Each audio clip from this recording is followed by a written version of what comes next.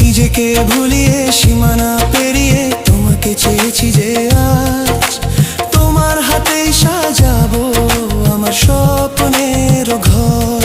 আমি তোমার প্রেমে পড়ে দুনিয়া ভুলে গেছি।